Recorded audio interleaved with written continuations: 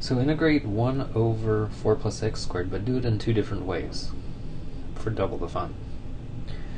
One thing to do is look at that and say, oh, if only that 4 were a 1, because the integral of 1 over 1 plus x squared is tangent inverse. Well, that's the first way we're going to do it.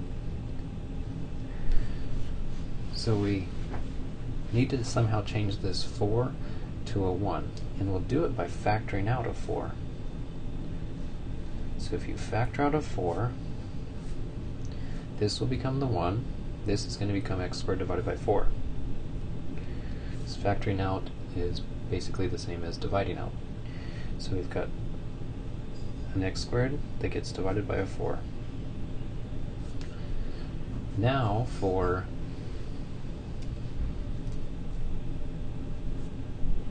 simplicity's sake, I'm going to factor out that 1/4.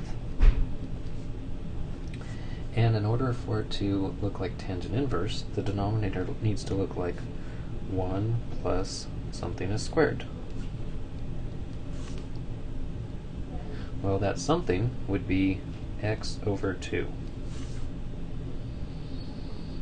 So it's going to be, integral is going to be tangent inverse, but not just tangent inverse of x. It's going to be tangent inverse of x over 2.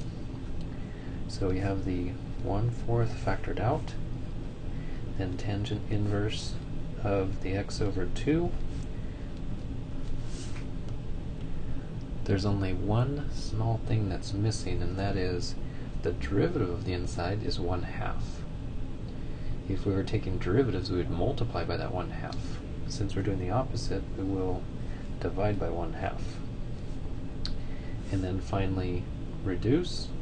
If you invert and multiply this by a 2 becomes a 1/2. So it's 1/2 tangent inverse of x over 2 plus c.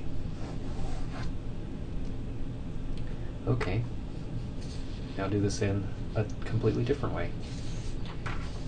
Since it happens to be in the section on trig substitution, perhaps we should try that. So set up a triangle that theta can be here. Because these two are being added together, they were the two legs of the triangle, here and here. And then I'm going to choose that this will be x and this will be 2. Then do the Pythagorean theorem to solve for hypotenuse, and it's going to be the square root of 4 plus x squared. Alright, now I need to find out what x is. So I'm going to use these two sides to find out what x equals. That would be tangent of theta. So tangent is opposite over adjacent. Just multiply by 2 to find out what x is equal to. And according to this, we need to know what dx is equal to. Oops, I jumped ahead. Excuse me. Now we need to find out what dx is equal to. So take the derivative, and we would have derivative of tangent is secant squared.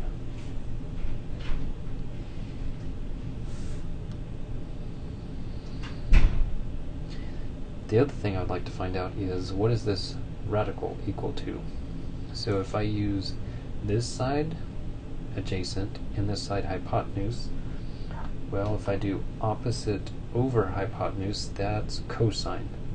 If I switch them and have this one on top, that would be 1 over cosine, so that's secant.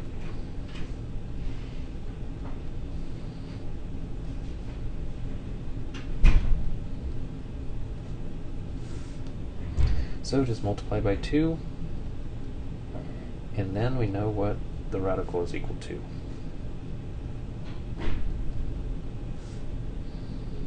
The only thing is this one doesn't have a radical, so go ahead and square both sides.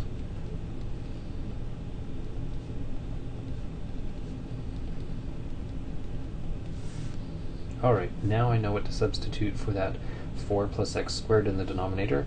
It's going to be this 4 secant of theta. Now we're ready to integrate. So it's going to be integral, a 1 on the top, 4 plus x squared gets replaced with this. The dx gets replaced with this.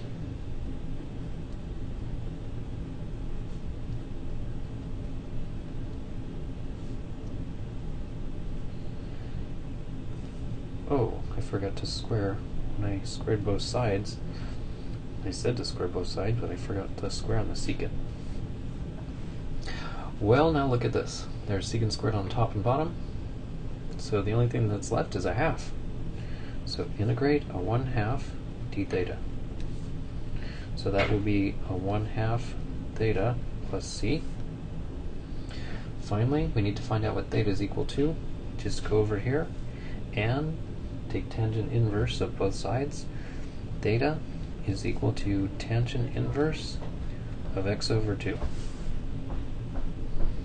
So, according to this method, the answer is 1/2 tangent inverse of x over 2 plus a constant. Compared to what we got last time, which was the exact same thing.